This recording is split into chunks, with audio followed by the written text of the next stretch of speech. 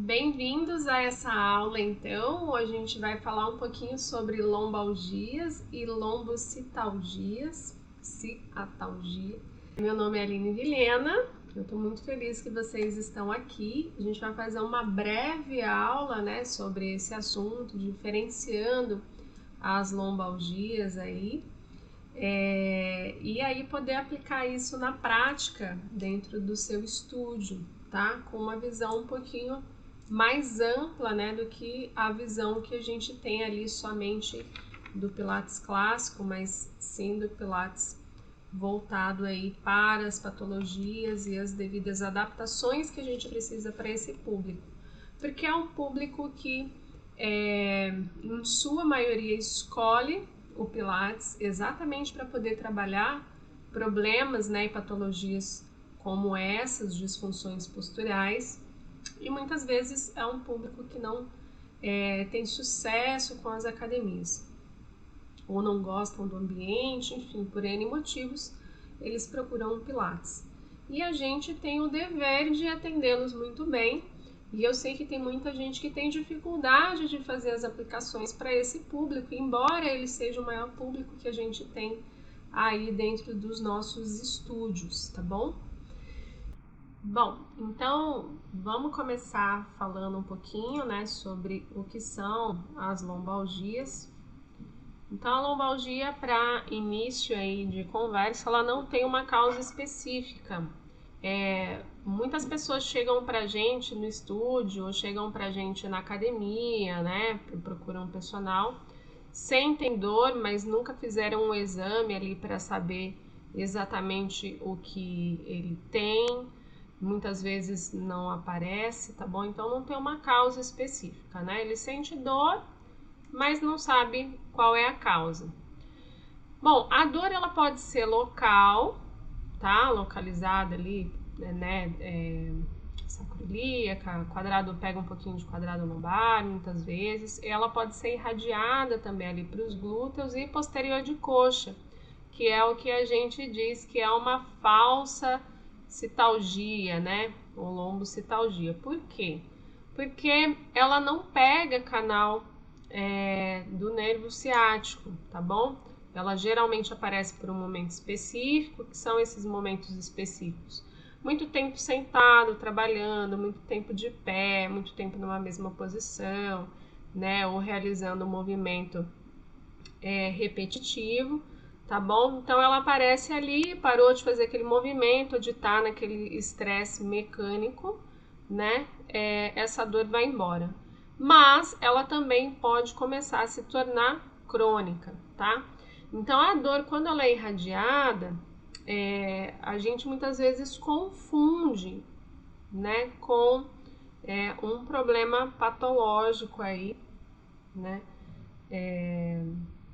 que a gente vai ver logo em seguida. Ela não tem um comprometimento, então, do nervo ciático, como eu falei. E a lombocitalgia, então, o que é, Ela tem uma causa específica, tá? Então, quando esse aluno chega, ele já tem um diagnóstico, muitas vezes, alguns não têm, mas a gente vai conseguir conversar agora para a gente poder diferenciar uma dor da outra. Já ali na primeira avaliação é legal, a gente está fazendo algumas perguntas sobre dor para esse aluno, para a gente identificar se é uma possível lombocitalgia ou se é uma lombalgia. Então, quando ele vem com a gente com um diagnóstico específico, o que é esse diagnóstico específico? Ele já sabe a causa, entre aspas, tá? A gente vai conversar sobre isso depois. Pode ser uma hernia de disco, pode ser uma artrose discal, uma síndrome do piriforme, uma espondilolistese, enfim, por aí vai, tá? Então, ele tem uma causa específica, é uma dor que percorre o trajeto do nervo ciático, então ela geralmente é uma dor que ela vai irradiar pela parte posterior, das coxas ali, pegando o glúteo, as coxas, ou a parte lateral da perna também é muito comum, panturrilhas e até chegar nos pés, tá? Ou na parte lateral, ou também pode ser pela parte anterior aí, o que é menos comum, mas pode ser pelo canal do ciático, fazer uma bifurcação ali no finalzinho, ele pode acometer um ou outro, tá bom? Então essa dor, pessoal, ela vai irradiando, tá? Então vamos falar um pouquinho das dores. Como que é essa dor? Essa dor, ela pode ser uma dor difusa, tá? O que que é uma dor difusa? É aquela dor que o aluno não sabe dizer exatamente aonde dói. Como se a pelve inteira doesse, ele não consegue distinguir muito bem aonde começa essa dor e onde termina, porque tudo dói, tá? A dor irradiada é essa dor que vai percorrer esse canal do nervo ciático. Então, ele é uma dor que começa ali no meio das costas e ele refere que ela irradia para a perna, né? Ela desce. Sensação de pinçamento.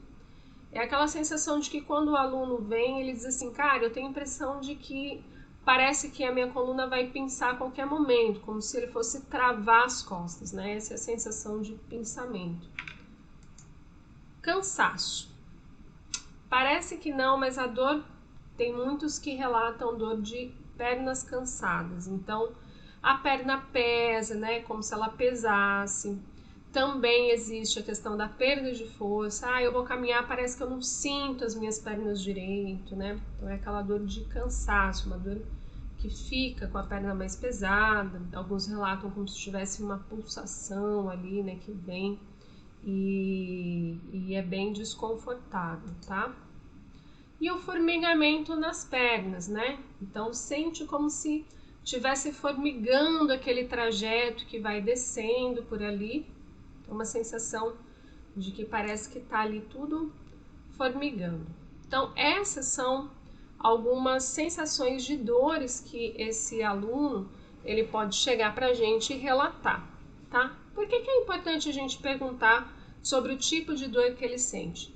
Porque muitas vezes esse aluno ele chega com essa dor já há muito tempo que ele tem, mas ele não foi no médico, né? Ou ele foi no médico e o médico pediu apenas um raio-x e no raio-x não apareceu nada, né? Ou ficou ali inconclusivo. Então vamos supor que ele chegue pra gente e relate essa dor. Eu vou conseguir, pelas informações que ele me dá do tipo de dor, saber se é uma lombalgia ou se é uma lombocitalgia. Se ele tiver alguma dessas sensações aqui, aí a gente vai pensar, né, num problema, como por exemplo esses que eu acabei de citar, né? Uma hérnia de disco, tá? Uma artrose discal, enfim, e aí esse problema vai precisar ser investigado muitas vezes um pouco mais a fundo, tá? Em alguns casos. Em outros casos, a gente até evita hoje pedir para que o aluno corra no médico para fazer ali uma ressonância. Pela ressonância a gente consegue descobrir então qual que é a causa específica dessa dor, tá? Mas por que a gente evita? Porque se a gente já sabe, já tem uma ideia de que é isso que está acontecendo e a gente consegue fazer esse tratamento com exercício, não tem por que a gente expor essa pessoa a radiações desnecessárias, tá bom? Porque o exame em si, ele vai ser só para constar exatamente a causa dessa dor. Mas muitas vezes ele pode não ser a causa primária dessa dor, né? E a gente vai ver mais adiante aí. Bom, por que eu falei disso? Porque eu queria chegar aqui. Muitas vezes quando a gente vai tratar dor lombar, a gente pensa só na estrutura da coluna, tá? Porém, a gente precisa começar a pensar um pouquinho fora da caixinha. Quando a gente está na faculdade, muitas vezes dizem pra gente, para tratar dor a gente precisa fazer o quê? Exercício de fortalecimento, exercício de estabilização, né? Isso é muito enfatizado. A gente precisa disso? Precisa. Porém, a gente precisa também, dentro dessa investigação, investigar as relações, né, vizinhas ali, tá? É igual quando você vai comprar uma casa, né? Você visita o bairro, né? Vê se o bairro é um bairro legal, se aquela rua é uma rua legal, né? Se ele não tem ali, se não é muito perigoso, se não é muito movimentado. Enfim, às vezes, se a gente for mais esperto, conversa com os vizinhos, né? Então, aqui no nosso corpo também é a mesma coisa. A gente precisa observar os vizinhos, aquilo que está em volta. Porque muitas vezes o que está em volta é que vai nos dizer, muitas vezes, o tratamento e aquilo que a gente não está olhando, tá? Com um pouquinho mais de profundidade. Então, o quadril, gente, ele é uma região, né? A nossa cintura pélvica, colocando de uma forma mais ampla aí, ela é a união do nosso esqueleto axial. O que é o esqueleto axial? Coluna vertebral como um todo, caixa torácica e crânio. Com a união do nosso esqueleto apendicular. O que é o esqueleto apendicular? São os membros, né? É por onde esse esqueleto axial, né, ele vai se unir. Aqui, por exemplo, nessa região aqui na setinha, a gente tem as nossas últimas vértebras lombares, tá? E o nosso osso, tá? Da bacia, né? Vulgo osso pélvico, tá? Enfim, como queiram chamar, nossas cadeiras. Enfim, essa parte aqui, ela faz parte do nosso esqueleto apendicular, tá? Então, a gente tem a articulação sacroiliaca, a articulação lombosacral, né? Onde a nossa coluna vai fazer aí a união com o nosso sacro, né? O nosso cóccix tá aqui, articulação coxígena, tá? Mas a nossa articulação sacroiliaca tá aqui, ó, ligando o nosso ilíaco, tá bom?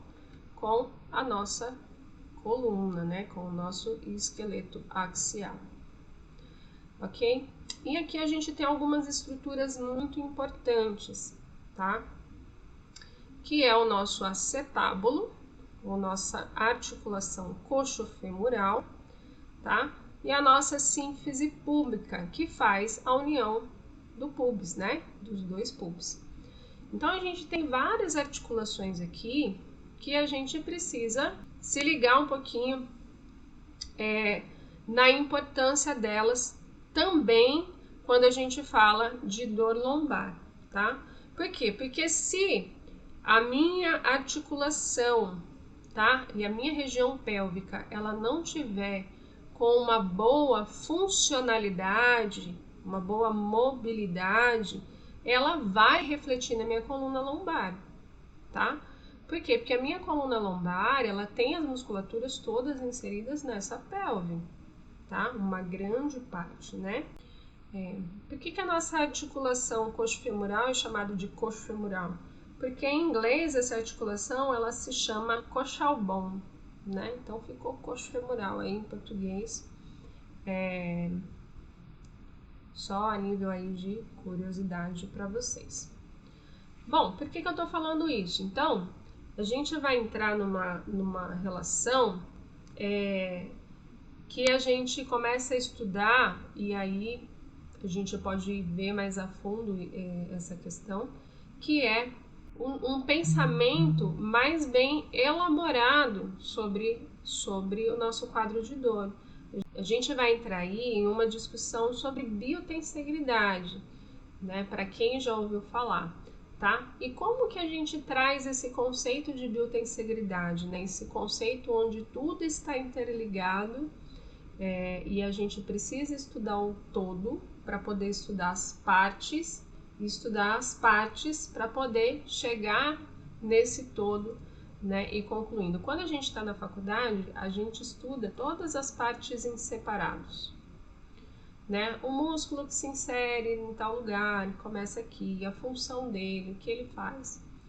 Mas a gente se esquece de que toda essa cadeia muscular, ela está envolvida por fáscias, né? E hoje, estudando fáscias, a gente sabe o quanto que ela é importante na função nossa de movimento, tá? Então, a gente vai falar um pouquinho sobre isso, não vou aprofundar muito, mas só para vocês entenderem aí quando a gente chegar no exercício, por que a gente utiliza determinados exercícios primeiro antes da gente pensar em fortalecer e estabilizar a coluna desse aluno ou paciente.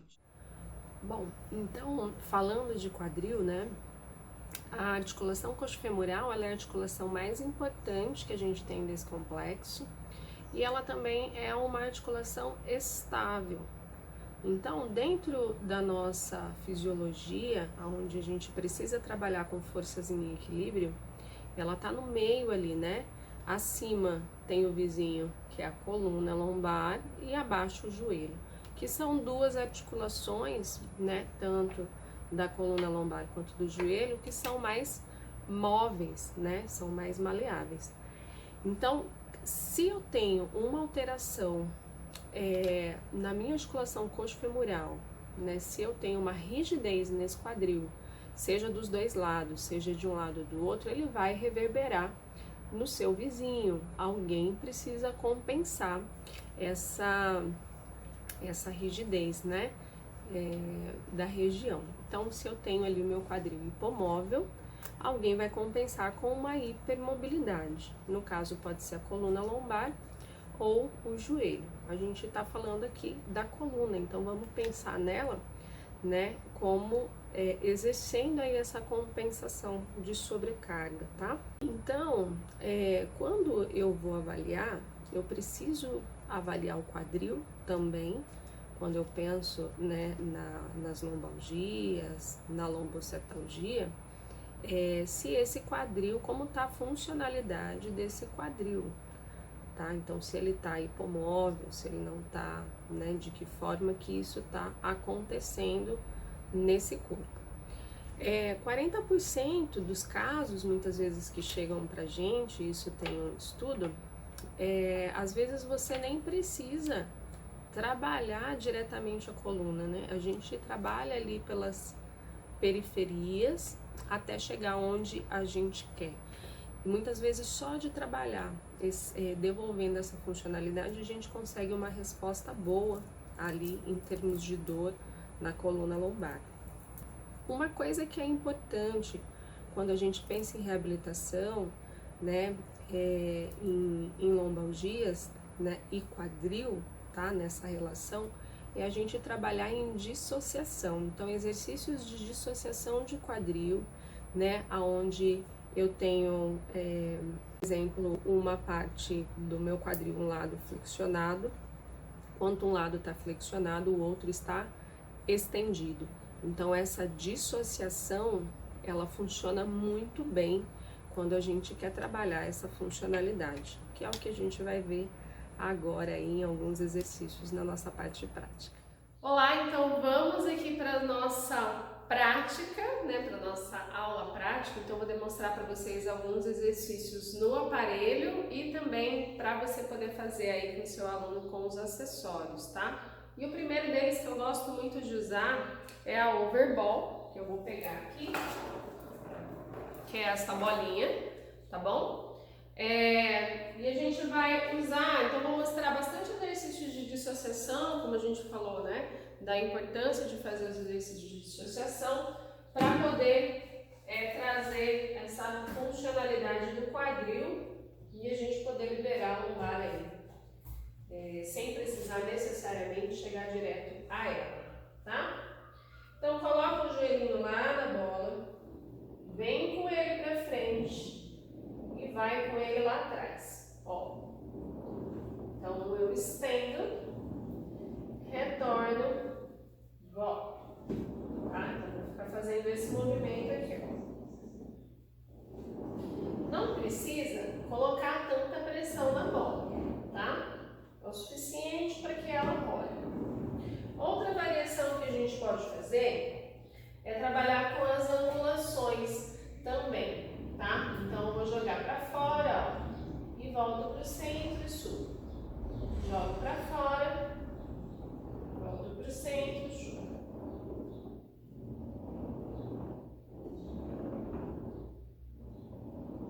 Ok? Vai fazer dos dois lados, tá? Beleza, gente. Outro exercício pra gente fazer é pegar a overball. No caso aqui eu não gosto de usar ela muito cheia, tá? Pra gente não tirar muito a estabilidade da coluna. Então o que eu faço? Eu pego e dou uma murchadinha nela. A gente usa assim, tá bom? Quando que eu gosto de usar ela? Posso usar com qualquer aluno, tá? Se eu não tiver essa bolinha aqui, ó, essa bolinha eu gosto muito de usar, ela é da Moviflow. Ela é uma bolinha texturizada, então a gente também consegue trabalhar aí com as sensações, né? Trazendo um pouquinho da parte neural, do estímulo neural. Traz essa bolinha e vai colocar ela em cima da região sacral.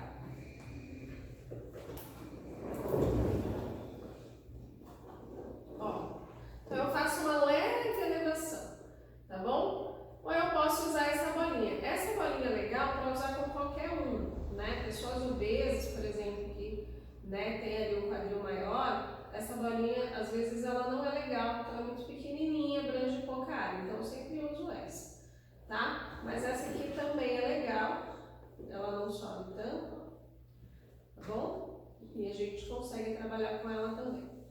Bom, o que eu posso fazer aqui com essa bolinha?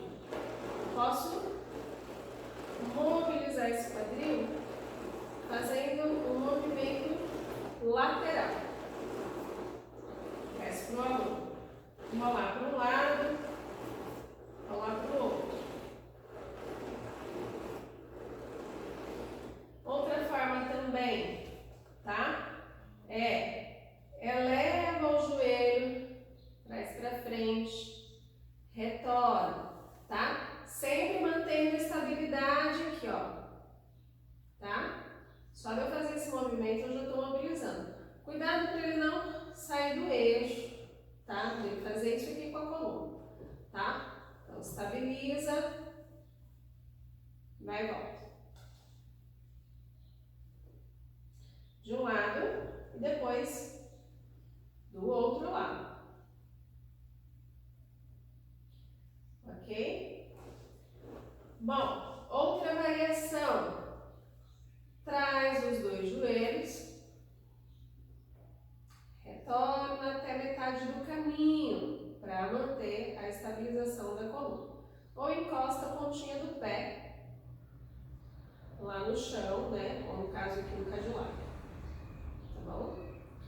Uma segunda fase, vamos dizer que já melhorou a dor desse aluno, né? Então, a gente já teve ali um alívio de dor. Vamos começar a trabalhar com pilar neural, né? E com fortalecimento ali do centro de força. Eu elevo e faço uma cadeirinha e mantenho essa posição. Posso fazer isometria, tá? Ou posso depois, mais pra frente, começar a dissociar esse membro, ó, e trabalhar com as alavancas, né? Então, mantenho a estabilidade e vou dissociando aqui também. Esse aqui é para um segundo momento, tá bom, gente? Sempre levando em consideração quem é aquele aluno, tá? Às vezes, na primeira aula, a gente não vai conseguir trabalhar dessa forma, a gente só vai conseguir trabalhar a mobilidade, tá? Esse aqui a gente já está começando a trabalhar um pouquinho com a estabilização, né?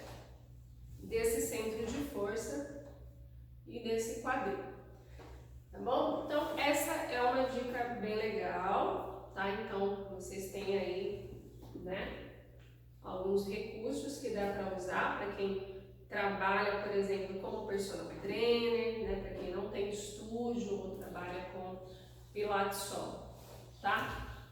Importante lembrar também que esse meu aluno, muitas vezes, ele vem, né, com essa pouca mobilidade de quadril, tá? E como a gente conversou anteriormente, né, levando em consideração aí o conceito da biotensegralidade, levando o conceito, né, de como essa fáscia ela é importante para o nosso movimento, muitas vezes a gente precisa liberar alguns pontos gatilhos, a gente precisa trabalhar a nível facial. Então tenha aí no seu estúdio sempre um rolinho desse. Se você tiver um curso de liberação, é legal. Às vezes eu faço nos meus alunos Mas eu sempre penso o seguinte, quando as pessoas nos procuram, elas nos procuram sempre com o objetivo de aliviar a dor, tá? A maioria deles, né? A maioria dos que vêm com Pilates. E se eu sei um recurso que vai ajudá-lo a aliviar de forma mais rápida, eu não tenho por que não usar. A gente precisa começar a pensar fora da caixa, lembra? Então, fazer um curso de Pilates clássico é legal? É legal. Tudo que tem dentro do Pilates clássico dá para usar com alunos com patologias? Não. É por isso que a gente está conversando agora. Por quê? Porque eu preciso de alguns recursos que estão fora e preciso muitas vezes fazer a adaptação dos exercícios, do próprio exercício do Pilates para trabalhar com esse público, tá? Então o rolinho é legal. Como que eu faço para liberar essa região aí? Senta no rolinho meio de lado, tá? Então vai ali na região glútea e vai passar nela inteira, tá? Vai e volta. Se o aluno está com muita dor, eu peço para ele apoiar o pezinho no chão, tá? E aí com a minha mão, com o meu braço aqui, minha perna oposta, eu vou ajudando a liberar. Se o aluno já melhorou, ou ele consegue, aí eu vou passando, ó, aí eu vou virando, tá bom? Aqui no centro eu consigo passar no glúteo, né, no quadril e até a região sacral ali, tá? Massageando aí, inclusive as facetas, né, do sacro. E se ele tá um pouquinho melhor, eu cruzo a minha perna e vou fazer o mesmo movimento, trabalhando outra porção muscular, tá? Alongando melhor. Dói um pouquinho mais, mas também dá para liberar e fazer. Eu posso usar o mesmo rolinho ou eu posso usar o full roller para fazer o exercício anterior que eu mostrei para vocês, que é de deitar aqui, né? Então, deita nele, tá? E vai fazer os dois movimentos, tá bom? Posso segurar aqui e manter aqui estendido, alongando elipsoas?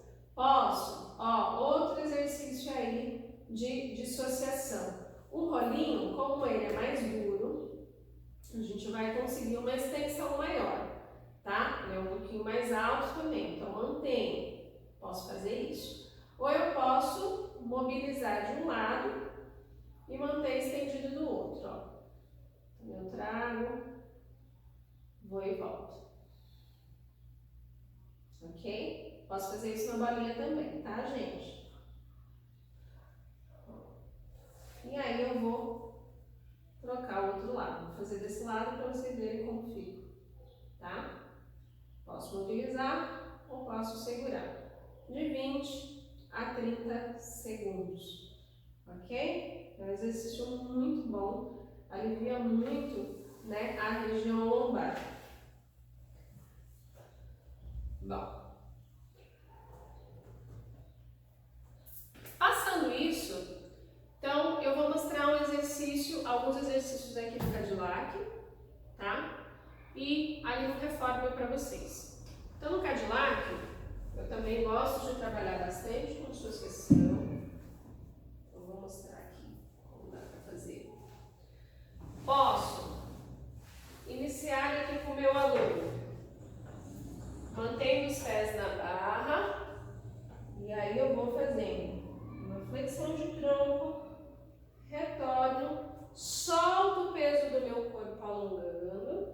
Tá? E vou fazer uma rotação aí de ombro, tá? Já trabalho também os meus membros superiores, tá? Alongo e trabalho. Beleza. Qual outro jeito? Coloca o pezinho lá fora, tá? Mantenha esticado, outro dobrado. Vai lá na frente, retorna. Aqui eu posso jogar para cima ou eu posso jogar pela frente, ó. Trabalhando a rotação. Ok?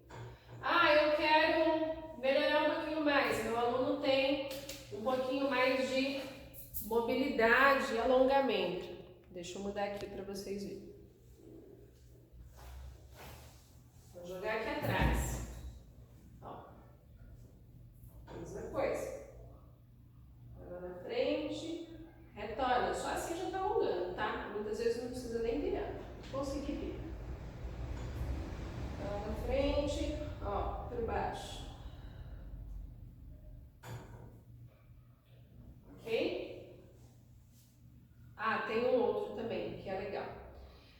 Primeiro exercício a gente consegue fazer também ele com a fita de bola, tá? Aquele aluno que você tem que é extremamente encurtado, né? Precisa alongar esses tibiais e não vai conseguir fazer esse exercício aqui de flexão, porque quando ele vai, ou ele não vai muito, ou ele faz isso com o joelho, ó, roubando, por mais que você fale, mantém esticado, temos que roubam, mão pra frente, faz isso aqui, ó. O que eu faço? Eu coloco ele sentado na bolinha. Gestantes, gente, também, tá? Gestante tem bastante dor na coluna e não pode ficar fazendo esse movimento por conta da barriga, dependendo do tamanho. Então, coloca lá em cima, vai lá na frente, estende o tronco, tá? Posso ficar lá embaixo? Posso, mas eu posso só estender, no caso de algumas pessoas que têm mais dificuldade de fazer esse movimento, tá? Ó, e retorna. Vou lá na frente. Retorna. Quem tem hernia de disco, por exemplo, né, que tem essa dificuldade, né, em fazer esse movimento aqui, ó, de flexão, não peça para fazer, peça para vir com o tronco reto, alinhamento, crescimento axial. Vai lá na frente, retorna, vai alongar toda a parte posterior, tá bom? Ah, mesmo assim meu aluno dobra o joelho, não tem problema, ele dobra, mas mesmo que ele dobre, ele vai conseguir muito mais alongamento do que se ele estivesse aqui embaixo do Cadillac, tá bom? Então, mesmo que ele dobre um pouquinho, ele vai conseguir alongar, mas a gente sempre tenta manter o comando de manter ele esticado. Vamos aqui para o reforme.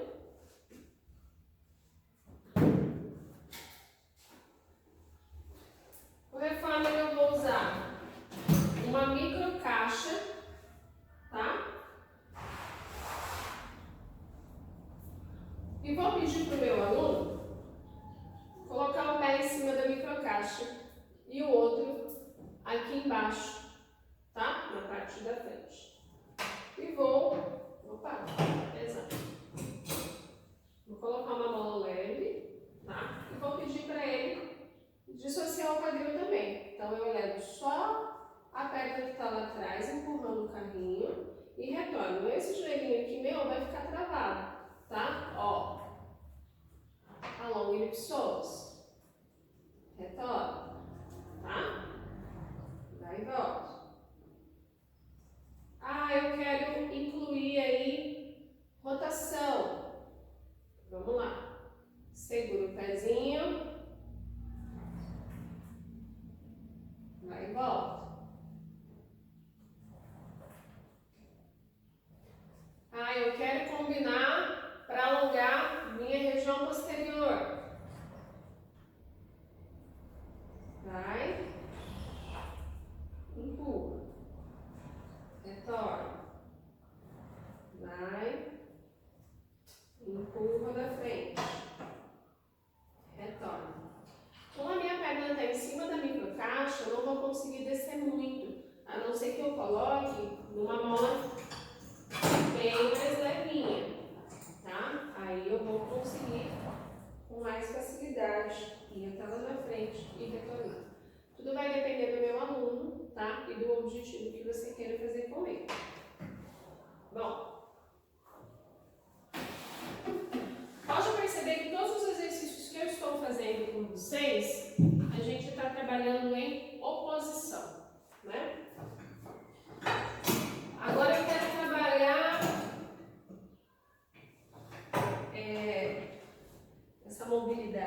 aí, trabalhando um pouquinho com a adução e a abdução. Então eu vou manter estável aqui e vou levar o carrinho lá com o joelho. Muito cuidado para o seu aluno não selar a lombar, tá? Precisa manter o eixo aqui para baixo, tá bom? Então sempre fala para ele, ó, joga o cóccix lá pro chão, tá? Então o comando verbal também é muito importante nos exercícios, tá? Então desce e vai. Ah, eu quero alongar a minha linha lateral, então eu vou descer e vou fazer um crescimento axial aqui, ó, para cima, não é aqui, tá? Ó, cresce, retorna, cresce, retorna. Então é isso, pessoal. Essas são as dicas aí que eu tenho para passar para vocês. Eu espero que vocês tenham gostado. Tá? E a gente se vê então na próxima aula. Comentem lá no grupo se vocês gostaram, tirem dúvidas e a gente vai conversando, tá bom? Essa aula aqui vai ter um resuminho que eu vou passar para vocês terem, para poder pegar o raciocínio aí e a gente meter bala, tá bom? Beijo para vocês, até a próxima aula.